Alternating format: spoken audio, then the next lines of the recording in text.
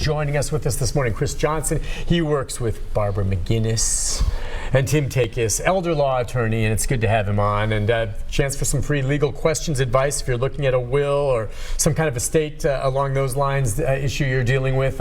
When we went to the break, as we wait for some calls to come in, and again, some of the lines are open, we were talking about trusts. And I guess, why does someone need a trust? And as you said, you need to follow through with it once you get one set up. But a trust, maybe you would set aside for your children or for yourself. What would the trust be for? So the trust can do a lot of different things, and the first thing is the simplest of trusts, the revocable living trust, is really a probate avoidance document. And what a trust is, in essence, is it is a legal entity that can hold property. And so instead of, when you pass away, you have accounts. You have bank accounts, you might have stocks, bonds, you have all these assets that if they aren't designated to anyone, we consider them probatable assets, which means we need an orderly fashion for clear title to be handed to the next person down.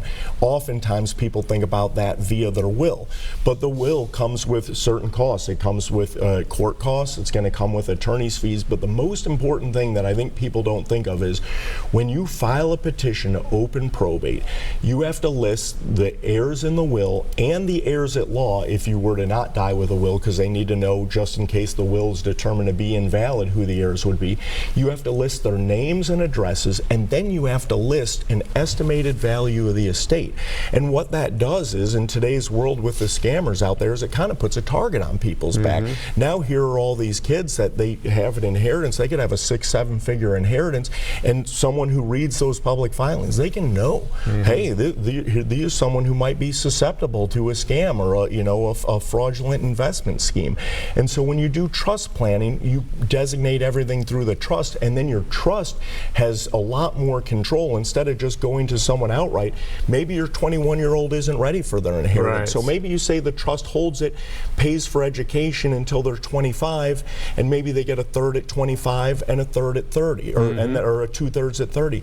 Maybe you say you get it when you've earned your degree and kind of use the carrot as a motivation to get it. You will receive your inheritance when you get this milestone.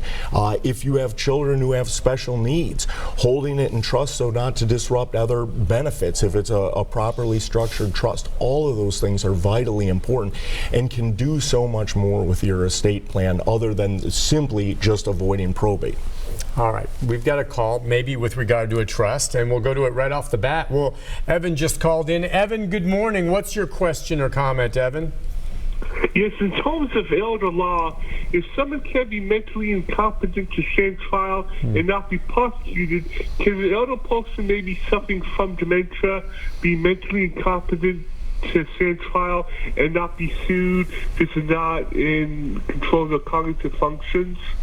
So that's a very interesting question, Evan. Thanks for sharing. And I think the crux of it was, can your mental capacity impede someone from prosecuting you or for suing you? And criminally speaking, which is a little outside our realm, but yes, there is a certain level at which you are considered essentially not responsible because you lack the mental capacity to understand what you're doing. Understand, and I want to emphasize this, that is an exceedingly high bar. We sometimes see it in movies and on TV shows, not guilty by reason of insanity, and that's very a Hollywoodized version of it. Is there a legal maximum along those lines? There is, but the standard is exceedingly high.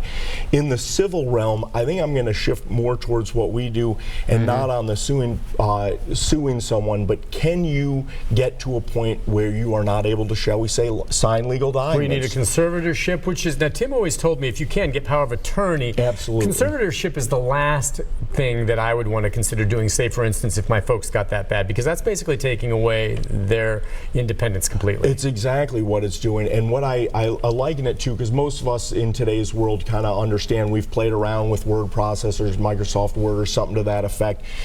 A power of attorney is like taking their legal rights, your parents' legal rights, and copying them and pasting them on you. And now you each have a set of their legal rights, so you can act on their behalf.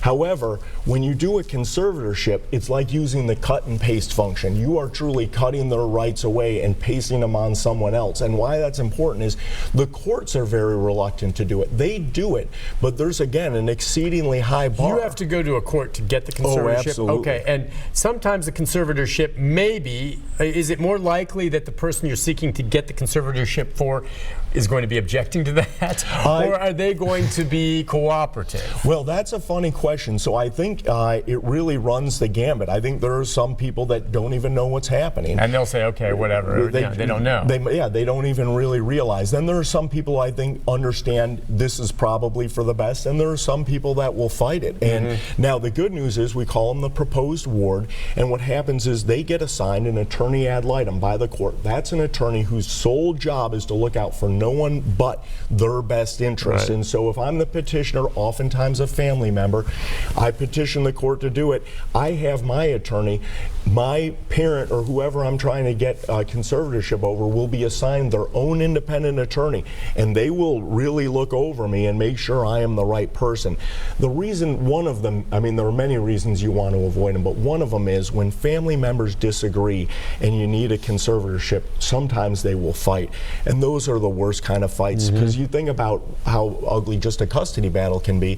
Think about how ugly it is when you're fighting over mom and dad. It's a custody battle over mom and dad, and those can be exceedingly painful. Yeah. And you don't want to see that. They can really pull at the fabric of a family. God, it's tough stuff. It All really right. is. We may talk more about that, but we have another call for you, and this one is from Michael. Good morning, Michael. Hey, good morning. Hi. Regarding trust, a couple of questions. One is, how do you set up the trust? How do you fund the trust? Who manages the trust? And what is the cost of the trust? Thank you. Oh, those are great questions, Michael, and I'm going to take them one by one. Let me note them all here. Setup, funding, management, and cost. So to set up a trust, I think the simple and obvious answer is go see an attorney, and go see an attorney who specializes in this. It depends on what you want the trust to do. There are a myriad of different trusts out there, and they each require their own specific language depending on what you're trying to accomplish. Like we talked about earlier with the revocable living trust doing probate avoidance. Before the break, we had talked about how sometimes you can put a home into a trust to protect it from estate recovery. However, you wouldn't do that with a revocable living trust. That will not accomplish your ends. And so sometimes someone will come in and say, oh, we don't have to worry about the property. I put it in a trust a while back. And they did many years ago, but it was in a revocable trust. And all this time, they thought their property had some protections, and it didn't. And those are very sad. Now, how to fund it? You can fund things lots of different ways. You can take a bank account and you can title it in the name of the trust. You can take a bank account and do what's called a beneficiary designation. And so upon your passing, you beneficiary designate your account to the trust. And so your successor trustee would then look at all the beneficiary designations. You would have given them the plan in advance, and they will go to all the accounts and put it into an account labeled in the name of the trust.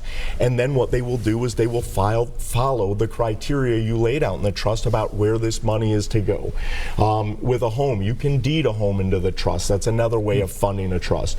As far as managing it, the trust has a trustee. So I call the trustee kind of like the chief operating officer of the trust. That's the person who's doing the day-to-day management. For revocable living trust, it's often and most usually the grantor themselves, the person who set up the trust. Okay. For an irrevocable trust, you're almost always going to have a separate third party as the trustee.